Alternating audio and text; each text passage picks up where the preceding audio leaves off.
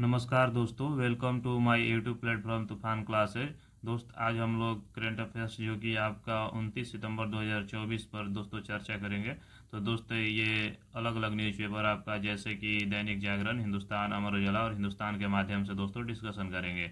तो दोस्तों यदि आप चैनल पर नए हैं तो चैनल को सब्सक्राइब कर लीजिए। दोस्त आइए आज का जो हमारा पहला टॉपिक है उस पर थोड़ा हम लोग चर्चा करते हैं। तो दोस्तों यहाँ पर आपके जो जयशंकर की जारास प्रमुख गुतरेस और महासभा अध्यक्ष यांग से मुलाकात हुई है दोस्तों। और दोस्त पश्चिमी एशिया और यूक्रेन संघर्ष पर भी दोस्तों बात विचार हुआ है दोस्तों। ये हमारे हो गए दोस्तों एस जयशंकर जी, और ये दोस्तों हो गए जारासंघ के जो प्रमुख है गुतरेस जी दोस्तों। तो आइए दोस्त देखते हैं आर्टिकल में क्या क्या दिया हुआ है दोस्त। तो आपके जो विदेश मंत्री हैं एस जयशंकर ने न्यूयॉर्क में दोस्तों ये जो सम्मेलन चल रहा है संयुक्त राष्ट्र का, वो दोस्तों न्यूयॉर्क में चल रहा है।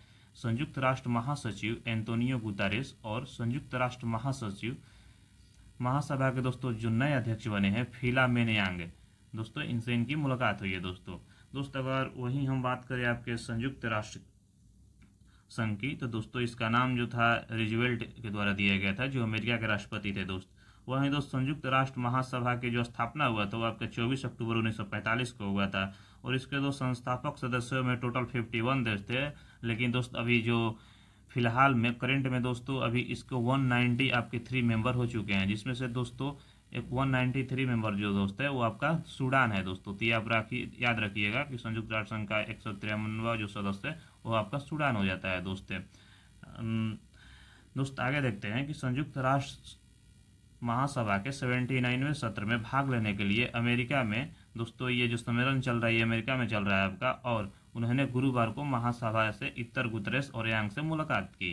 तो दोस्तों ये आप दो नाम याद रखिएगा, एक एंटोनियो गुतरेस और एक आपका हो गए फिलेमोन यांग।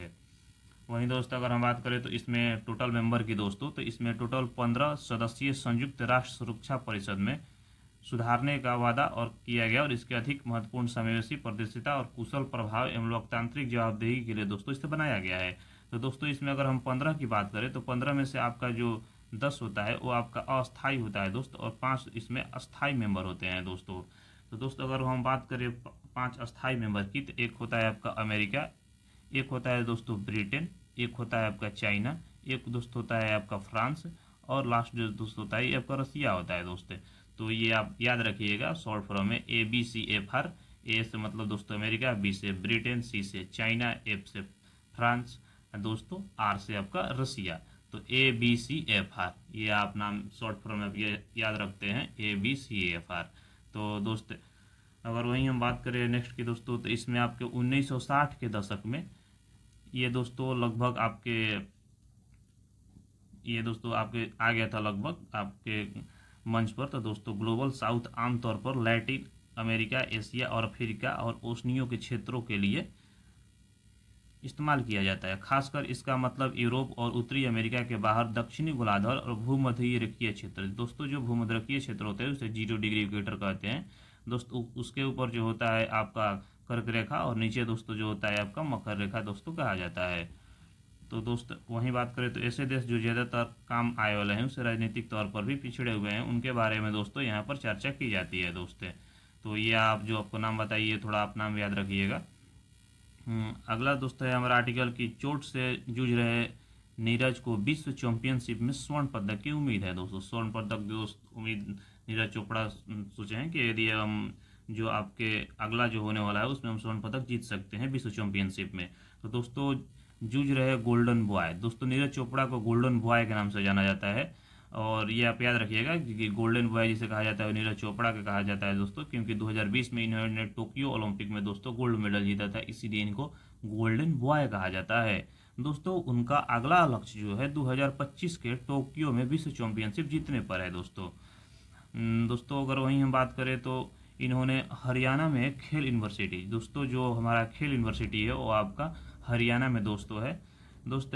नीरज ने मिशन ओलंपिक 2036 के round map of medal 7 to 7 का शुभारंभ किया था दोस्तों। तो ये आप याद रखिएगा कि ओलंपिक जो मिशन 2036 है इसको लिए उन्होंने road map of medal 7 to 70, मतलब दोस्तों इसमें 7 पदक जीता गया था, लेकिन अब ये जो 2036 का रोड मैप है उसमें 70 का इन्होंने टारगेट दिया है कि हम लोग 70 जीतेंगे दोस्तों। वहीं दोस्तों अगर हम नीरज चोपड़ा की बात करें तो इन पर एक नज़र डालते हैं कि इनके द्वारा कौन कौन सा पदक कब कब जीता गया था। तो दोस्त इन्होंने राष्ट्र मंडल खेल 2018 में दोस्तों इन्होंने जो गोल्ड कोस्ट में हुआ था उसमें इन्होंने स्वर्ण पदक जीते थे दोस्त।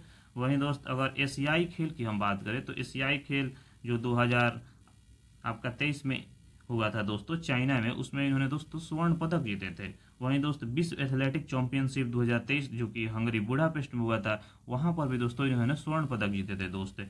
वहीं दोस्त डायमंड हंगर लीग की बात करें जो 2022 में हुआ था, उसमें ये पहले भारतीय चैंपियनशिप बनने वाले दोस्त थे। अगर दोस्त वहीं बात करें हम तो टोक्यो ओलंपिक 2022 जो कि ओलंपिक जिस जगह पर होता है दोस्त उसी के नाम पर पड़ जाता है, तो ये टोक्यो ओलंपिक 2022 जो कि आपका जापान में आयोजित हुआ था, वहां पर इन्होंने स्वर्ण पदक जीते थे।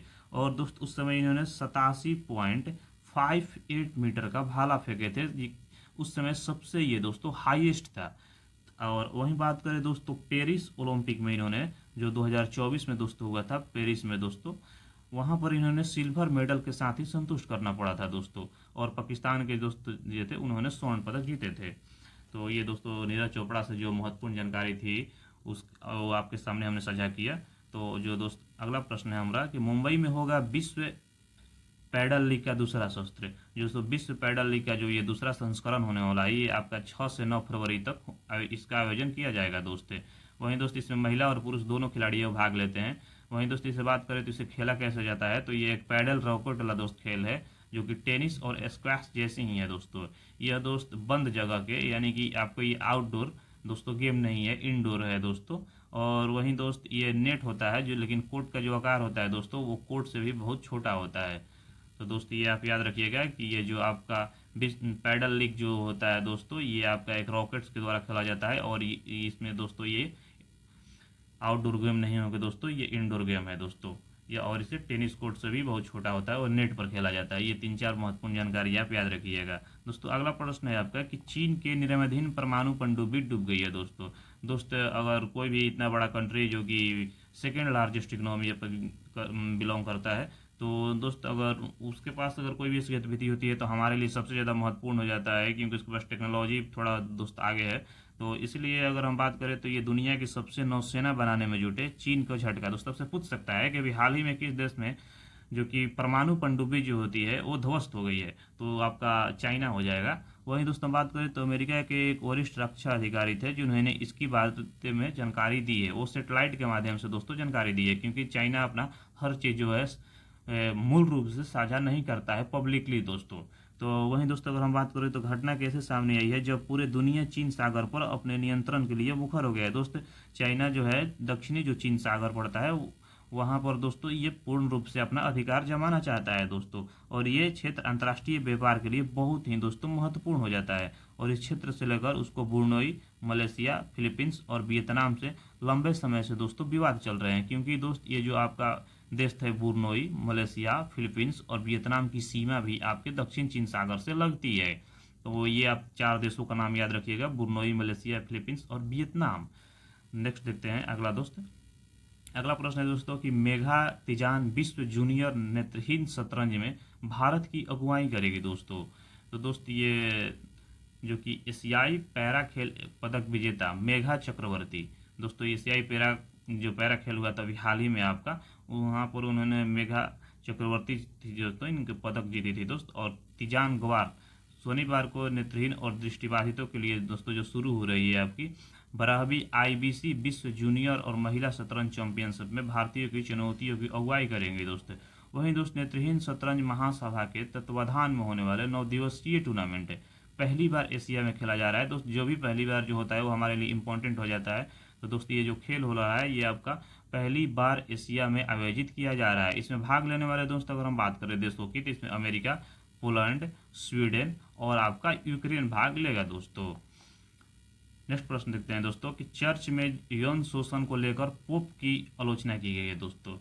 यदि कोई भी अगर हम बात करें आपके धर्म की दोस्तों, तो रिलीजन, तो दोस्तों कोई भी रिलीजन है, यदि ऐसा कुछ कांड हो ही जाता है जो कि, तो हमारे लिए सबसे महत्वपूर्ण होता है। और दोस्तों वहीं अगर हम बात करें तो जो आपका ये जो चर्च वाला दोस्तों है, जो कि ईसाई धर्म से संबंध रखता है, आप भी अलग अलग शहरों में देखते होंगे कि हर जगह चर्च बना रहता है दोस्तों। ये थोड़ा विश्व में सबसे बड़ा दोस्तों हो जाता है धर्म के मामले में। तो वहीं दोस्तों यहाँ पर भी जॉन शोषण के मामले में आलोचना की गई, जो कि दोस्त बेल्जियम के जो प्रधानमंत्री हैं, उन्होंने कैथोलिक चर्च में यौन शोषण उसे छिपाने के मामले को लेकर पोप फ्रांसिसी की कड़ी आलोचना की है दोस्तों।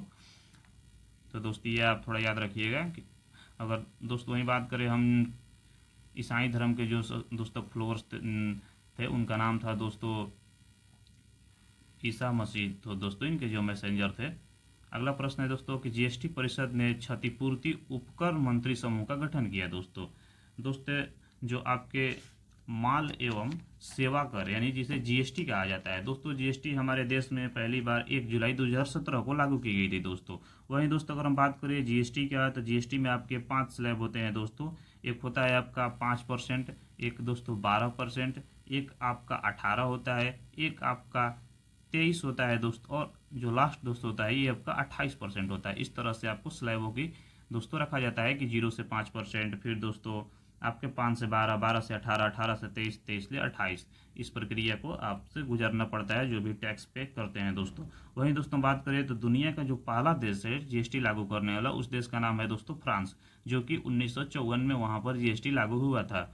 और दोस्तों वहीं बात करें जीएसटी ने दोस्तों, तो इसके जो वित्त राज्य मंत्री पंकज चौधरी हैं दोस्तों, ये आप याद रखिएगा कि जीएसटी के जो वित्त राज्य मंत्री पंकज चौधरी की अध्यक्षता में 10 समूह का दोस्तों गठन किया गया है। यह 2026 से क्षतिपूर्ण उपकर समाप्त होने के बाद में आयतकीय वस्तुओं के बारे में दोस्तों जानकारी देता है दोस्त। इस मंत्री समूह में अगर हम राज्यों की बात करें तो इसमें जो जो राज्य शामिल है उन पर एक नज़र दोस्तों डालते हैं।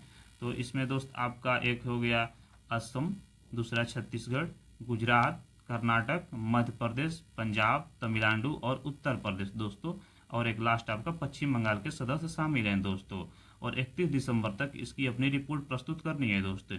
वहीं दोस्तों अगर हम बात करें तो इससे प्राप्त जो आय होती है, तो अगर हम बात करें कि उपकर क्या होता है, तो उपकर जिसे दोस्त मूल रूप से जीएसटी लागू होने के बाद 5 साल 2017 में लागू हुआ था, और 22 17 5 22 तक दोस्तों चला। तो साल जून 2022 तक के लिए नियोजित किया गया था दोस्त, जिसे उपकर कहा जाता है। तो दोस्त जो जीएसटी का उपकर होता है वो 5 साल के जब तक से जीएसटी लागू हुआ था उससे दोस्तों लागू किया गया था। और ये आपके जीएसटी लागू होने के बाद राज्यों के राजस्वों की भरपाई के लिए दोस्तों इसे नामित किया गया था। अगला देखते हैं दोस्त। अगला है दोस्तों कि सुप्रीम कोर्ट में हुआ फिल्म 12 फेल का प्रदर्शन। तो दोस्तों सुप्रीम कोर्ट में प्रधान न्यायाधीश DY चंद्रचूड़ और शीर्ष कोर्ट के अन्य न्यायाधीशों के लिए विधु विनोद चोपड़ा की फिल्म दोस्तों, ये जो फिल्म है आपकी ब्राहवी फेल यानी कि 12 फेल, ये विधु विनोद चोपड़ा की बनाई हुई दोस्तों फिल्म है। इसे बुधवार को दोस्तों सुप्रीम कोर्ट में आपका प्रदर्शन किया गया है, जिसमें से फिल्म देखने के लिए दोस्तों 6 कोर्टों के 6 से अधिक कर्मचारियों के सह परिवार दोस्तों आए थे। तो आप याद रख सकते हैं कि सुप्रीम कोर्ट में अभी हाल ही में किस फिल्म का आयोजन किया गया था, तो ये आपका ब्राहवी फेल था यानी कि 12 फेल। वहीं दोस्तों इस अगर हम बात करें तो ये एक तरीके का उपन्यास था दोस्तों, जो कि आपके मनोज कुमार के जीवन पर दोस्तों ये लिखा गया एक उपन्यास था, जो कि आईपीएस हैं अभी दोस्त, और ये अनुराग पाठक के द्वारा उपन्यास ये लिखा गया था दोस्त, जो कि इनके फ्रेंड हैं दोस्त। अगर अगला बात करें दोस्त, तो मेरा भारत को बाहर करने का एजेंडा कभी नहीं रहा म्यूजू के दोस्तों। मालदीव के जो दोस्तों आपके राष्ट्रपति हैं म्यूजू, उन्होंने कहा है कि भारत को कभी भी हमारा ऐसा मतलब मानसिकता नहीं रही है कि भारत को बाहर करे, जो कि पिछले दिनों कुछ चर्चा में जब दोस्तों ये राष्ट्रपति बने थे तो उस समय भारतीय सैनिकों को वहाँ से अपने हटने के लिए इन्होंने दोस्तों घोषणा की थी दोस्तों। हमारे सैनिक वहाँ से हट भी गए थे। अगर वहीं दोस्तों बात करें तो भारत और मालदीव के बीच संबंध पिछले नवंबर से ही तनावपूर्ण रहे हैं दोस्तों। चीन के इनके प्रति झुकाव दोस्तों ज़्यादा है, और ये चीनी समर्थक आपके राष्ट्रपति हैं, ये जो मालदीव के दोस्तों राष्ट्रपति हैं। और इन्होंने दोस्त ये लगभग 90 भारतीय सैन्य कर्मियों को वापस बुलाने के लिए इन्होंने कहा था दोस्तों। भारत ने भी दोस्तों 10 मई तक अपने सैन्य कर्मियों को वापस बुला लिया था, और उनकी जगह पर डोर्नियर विमान और 2 हेलीकॉप्टर संचालन के लिए असैन्य कर्मियों को दोस्तों तैनात कर दिया था, जो सेना से संबंध नहीं रखते हैं दोस्तों। मालदीव के राष्ट्रपति ने भी यह कहा कि उन्होंने सोशल मीडिया पर प्रधानमंत्री नरेंद्र मोदी का अपमान करने के लिए उप मंत्रियों के खिलाफ कार्रवाई की थी दोस्तों। दोस्तों इनके उपमंत्री थे, लगभग 3 मंत्री थे दोस्तों। इन्होंने नरेंद्र मोदी जी पर टिप्पणी की थी, तो उसके बाद इन्होंने अपने मंत्रियों को बर्खास्त कर दिया था। वहीं दोस्त ये नई दिल्ली के माले के समक्ष मामले में जोरदार ढंग से उठाया था दोस्तों। मोदी की लक्षद्वीप यात्रा, मोदी जी दोस्तों जब लक्षद्वीप गए थे तो वहाँ पर इन्होंने सोशल मीडिया मंच, जो आपका प्लेटफॉर्म एक्स है दोस्तों, इसे ट्विटर पहले के नाम से जाना जाता था, उनके पोस्ट को लेकर मालदीव के उपमंत्रियों ने भारतीय प्रधानमंत्री की आलोचना की थी। उनकी राय में यह केंद्र शासित प्रदेश लक्षद्वीप को मालदीव और वैकल्पिक जो दोस्तों पर्यटन स्थल के रूप में पेश किया था दोस्तों। उस समय से दोस्तों थोड़ा मालदीव के बीच और तनाव दोस्तों बढ़ता गया। वहीं दोस्तों हवाई अड्डों की संख्या 2047 तक बढ़कर 350 करने का योजना है। राम मोहन नायडू का दोस्तों ये बयान है। दोस्तों हमारे केंद्रीय नागर और विमान मंत्री किरणजू राममोहन नायडू शुक्रवार को कहा कि सरकार 2047 तक देश में हवाई अड्डों की संख्या बढ़ाकर 350 करने का दोस्तों पर्यटन को बढ़ावा देने के लिए दोस्तों ऐसा किया जा रहा है। और नायडू ने विश्व पर्यटन दिवस, जो कि दोस्तों 27 सितंबर का आपका विश्व पर्यटन दिवस मनाया जाता है दोस्तों, ये विज्ञान भवन में दोस्तों कार्यक्रम आयोजित हुआ था, उन्हीं में इन्होंने इस तरह घोषणा की है। वहीं दोस्त पर्यटन मंत्रालय के कार्यक्रम में उन्होंने कहा कि आज हमारे 157 हवाई अड्डे दोस्तों हैं। यदि दोस्त हमारे फिलहाल अगर कंट्री में बात करें तो 157 हवाई अड्डे हैं, लेकिन इनका लक्ष्य है दोस्तों कि आपका 2047 तक 350 ये करना चाहते हैं दोस्तों। तो दोस्तों ये बहुत ही बड़ा लक्ष्य है। तो यहाँ पर हमारा दोस्त आर्टिकल आपका समाप्त होता है। तो दोस्त आज का जो हमारा टॉपिक था वो समाप्त हुआ है। दोस्त यदि आप चैनल पर नए हैं तो चैनल को सब्सक्राइब कर लीजिए, वीडियो आपको अच्छी लग रही है तो वीडियो को लाइक कीजिए, और दोस्त आप अपने दोस्त मेरे साथी भाई बहन को शेयर जरूर कीजिए दोस्त। फेसबुक, ट्विटर दोस्त, और या इंस्टाग्राम हो गया, व्हाट्सएप हो गया दोस्तों, अन्य जगह पर भी शेयर जरूर कीजिए। तो दोस्त मिलते हैं फिर आपसे अगला वीडियो में। जय हिंद।